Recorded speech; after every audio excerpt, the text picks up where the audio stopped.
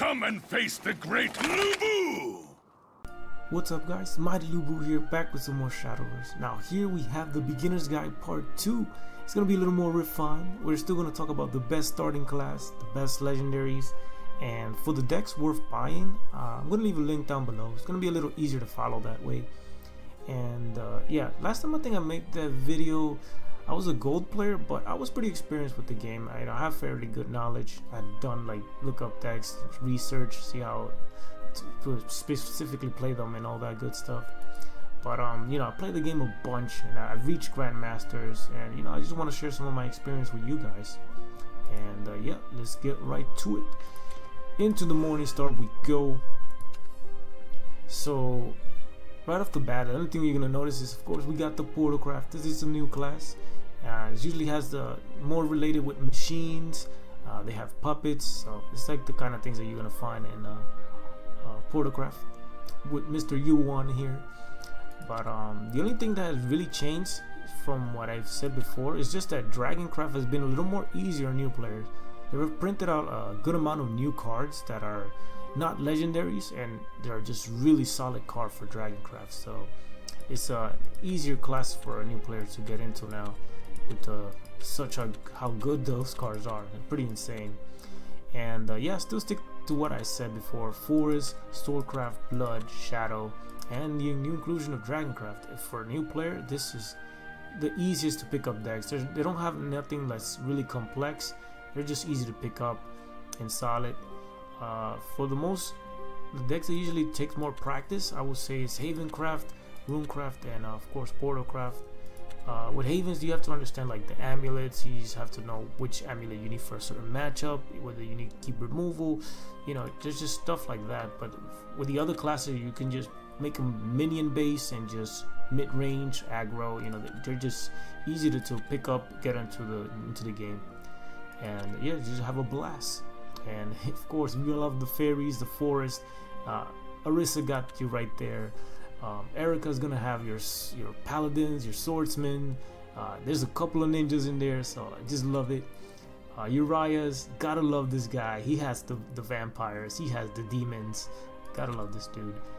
Luna, she's gonna have the cool stuff, man. She has zombies, we got skeletons and ghosts. Gotta love that. Dragon, of course, Mr. Dragon, Rowan, has the dragons. That's all you need. For Isabel, we got the magicians, you got powerful magic, those sorcerers, you know, insane combos that can be done with this class. Eris is more defensive, so if this is your playstyle, playing defensive, she has a lot of defensive tool. Usually has very good healing, good protection. Usually has I've seen a lot of followers that protect you from like OTK, so if you like that, then it's an option. Mr. U1 is just good at removing the board. It just has a lot of pressure. Like, he's able to deal with a lot of pressure through his puppets or summoning a bunch of machines in one turn. So yeah, that's what you're gonna see there. But yeah, I hope you got some type of help from that. It's just I just love the game. Every class has something really special to them, and I hope you guys enjoy those. Anyways, here we go, on to the next. Alright, so something I wanted to add on to the video real quickly here is just a couple of cheap decks that you guys can craft. But not only that, it's mostly just to showcase the mana curve on some of these decks. Specifically for aggro decks, they're very important to have like a low curve when you're playing an aggressive deck. You want early game pressure. Make sure you have those 1-drops, 2-drops, and finish up your opponent in the late game with your higher drops creature. Here we have Swordcraft, and of course we have the same mana curve, low, a lot of pressure in the early game. And of course, some of these decks you can add a legendary to make them even better, to increase its performance, but you know, you can still succeed with these styles of decks. Bloodcraft is one of my favorite classes. I love it. It's kind of hard I got 2 Grandmasters just to play in the aggro style and mid-range style Blood. And yeah, we have the same mana curve, a lot of low drops. Make sure that in the late game, you know, you have your finisher, and yeah, you can succeed with these styles of decks. Now, should you not like aggressive style decks, then I would recommend to stick with decks that don't have too many legendaries. That way you'll be able to play more classes, and some of them they don't even need. For example, here we have Magna Legacy. We don't need this. We can literally play the deck with just Deus Ex Machina and substitute it with another good card. And yeah, so yeah, that's something I would really recommend. I will stay away from flashy decks, even though some of them can perform really good and have like good win rates. They're not necessary, and you'll have more options by playing multiple classes with good legendaries. And also I'll leave in the description below like a really good match that I had, like with hopefully I can find one match for each of these classes so you guys can check them out. And anyways, on to the next. Alright, so onto the legendaries we go. So something I want to point out before I go into this is that I would recommend to go for a deck when you're starting out, a deck that has at least 3 legendaries or less. And also another thing to keep in mind is that to get to Grandmasters, you can literally play an aggro style deck that has literally no legendaries. It's not something that's necessary. It's more of a, you know, it can have a higher win rate, or it's going to be a bit easier on you for you to climb, but they're not mandatory. And you don't need to go for that flashy deck that has like 6-9 legendary creatures in it. Then you know, it's just going to be a lot harder for you to complete the deck like that way. And you know, it's gonna be more fun if you just focus down on things that you need. So for this guy, we're gonna strictly be talking about Starforge, Chronogenesis, Dawnbreak, because the other two are probably gonna rotate by the next expansion. So these are like the ones that are gonna these are gonna be the ones that I'm gonna recommend basically. Most of these gonna be due to like the meta, what's being played the most, and you know, this way. Also, rotation is gonna be a bit more affordable, since in unlimited there's a lot more legendaries. It's gonna be a little rough for a new player there.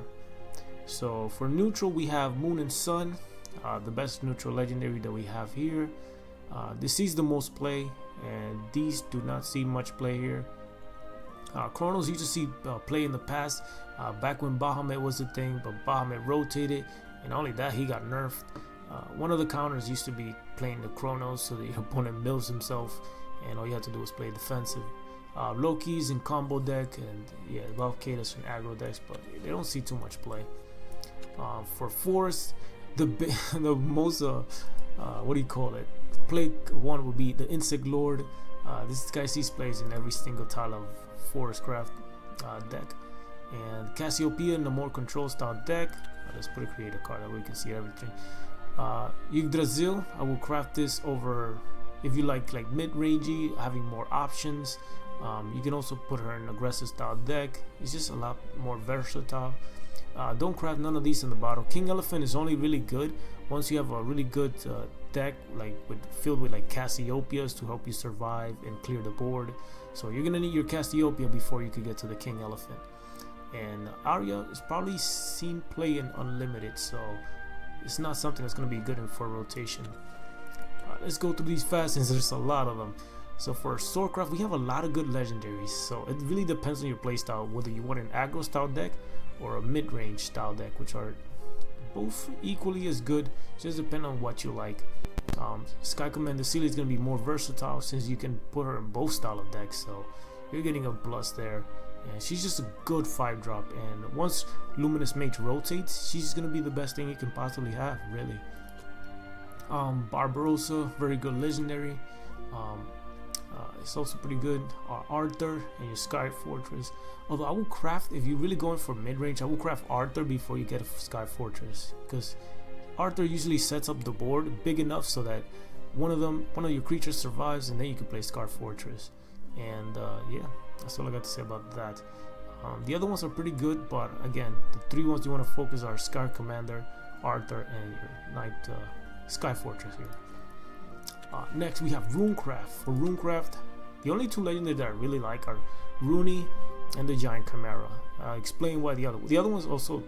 These 2 are the ones that see the most play, by the way. Anyway, the Golem doesn't see much play. I've really seen this guy. Mainly because it costs so much mana, and his effect is just too slow. The Embodied Witch hasn't seen much play, but if this card gets support, or like if you're able to make it really control, I can see how you can just blow up your opponent with this card's effect. It's pretty insane. Mysteria, she feels a little slow. You have to play a really defensive style deck with this card, but I don't think it's a bad legendary. And Star Reader Stella, it's just a decent 2-drop. It's not that impactful. So yeah, I will always craft Rooney and a Giant Chimera. Between these two, on top of that, Giant Chimera wins games when you play this card most of the time. And in Body Witch, it usually sets you up for another turn. Anyways, on to the next. We have for Dragon. For Dragon, the only one that I can find the most reliable is Azi the Haka. Well, it really depends on your playstyle, really. But I love Azi the Haka. It's just a big dragon that can hit your opponent for massive damage. And Lindworm is too slow. I don't really like this card. Some people do get run over by it, but it's just they have to play around it. It takes so long to set this up. Like I play a Lindworm deck. You just don't have enough time to set this dragon up. Even if you're AoE on your board, your opponent can just OTK you, or they can just put enough pressure on the board that you just are not able to play this card. It's very situational.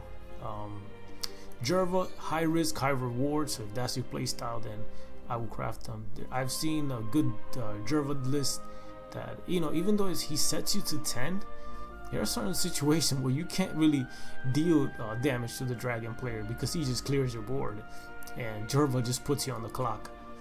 And yeah, it's crazy. In the past, I would think that Jerva was really bad because he sets him to 10, but it's just irrelevant, especially if you ramp up and are able to put him down a little quicker. So yeah, my two favorite one will be here, the Prime Dragon Keeper, if you like mid-range style and more minion creature based dragon deck with small creatures, I guess. And ramp, we have Azi the Haka. Sinatra, she's a good legendary, but definitely craft Prime Dragon Keeper and Azi the Haka. They're gonna be much more valuable to you, depending on your playstyle, of course. And then you could work, I guess, with Sinatra. I guess you're making Prime Dragon Keeper deck. Yeah, it makes more synergy. For Shadow, there's three that have not seen much play, and I'm not really a big fan of them either. I don't like the Mail of Obliteration, the Abyss, or the Twilight Queen. My favorite one is Underworld Ruler Aisha, or Aisha, what you want to call her. She just deals massive damage, and that's really what closes out the game. It's good for a mid-range deck. Just solves problems, man. Sarid's good for combo late game decks where you want to use your Burial Rite mechanic. And this legendary is pretty cool too. I've seen him play in rankings. So he's a pretty good legendary. It's just that people haven't really been experimenting with it. It's a decent card. So this is legendary. I wouldn't overlook it. For Bloodcraft, there's two legendary that I've seen the most play, at least from my rankings. Then that's Jarmangun and Vania, of course. Vania is really versatile. You can play her in aggressive style deck, defensive style decks. You know, she just fits like a glove in both style of decks. Jarmangun feels in it's more like a control-y style deck where you want to control your opponent's board and just hurt yourself and heal yourself by, you know, clearing the board and, you know, doing these shenanigans. But yeah, it's just the two legendaries I've seen the most play. The other ones, I don't know, have not seen much play. Medusa is pretty good in, I guess, the defensive deck. You have to really make a specific deck to make it good. So, I don't know. And they're not horrible. It's just that you need to make them work by building around them. For Haven, man, if they don't nerf Heavenly Knight, then it's gonna be your piece of armor here. This guy just hits so hard when you combine him with a Summit Temple. You're just able to deal 9 damage to your opponent directly. That's insane. And this guy's a ward who also gains attack when your opponent's turn. So the dude is insanely strong. The other one I would recommend is the Serenine Hein over here. It's a very good legendary. So I would recommend these two. They're pretty good. And the other ones are not bad. I think the worst one that hasn't seen play is the Heresy Avatar, but the other ones have seen play. Godsworn is pretty good if you're going up against a lot of OTKs, like if you're facing a lot of Giant Chimeras. If you're facing like a King Elephant deck, you can just play this and you only take 4 damage from their heavy burst cards, and you know, you're able to survive that crazy card combination. So is an option. She's not like a bad legendary. It's just like maybe a 1-off, 2-off, and yeah, that's about it. For Portalcraft, here we go. We have Deus Ex Machina if you're playing artifacts and that's your stuff right there. You love the machines, then of course craft her. She's gonna be very good. Much stronger than puppets right now. For puppets, we have the puppet girl. She's not necessary, but she is an option, and she's just pretty good, solid legendary. There's nothing wrong with it. I think the only bad legendaries from this list that I have here is this card, because he banishes creatures, but both artifacts and puppets, they don't need another tool for removal. They have artifacts are very good at removing the board, and so are puppets. And this is just, that's really bad stats, and it requires some other synergy. It's just bad. I don't like it. Horrible. And I've seen no play either. But every other one of these legendary has seen play. And of course I would recommend Deus Ex Machina and the Puppet Girl over the others. But anyways, hope you guys found this useful, and don't forget, you don't need a full legendary deck out there just with like 6-9 copies in order to get good to Grandmasters. There's easily craftable decks out there that are pretty cheap, and Instagame is always going to provide you a bunch of gold, bunch of packs, and you should be able to get at least 2 or 3 legendaries for a deck that you need. And anyways, hope you guys found that useful, and I'll see you guys later. Peace. I'm out. Don't forget to subscribe and like, and thanks for watching.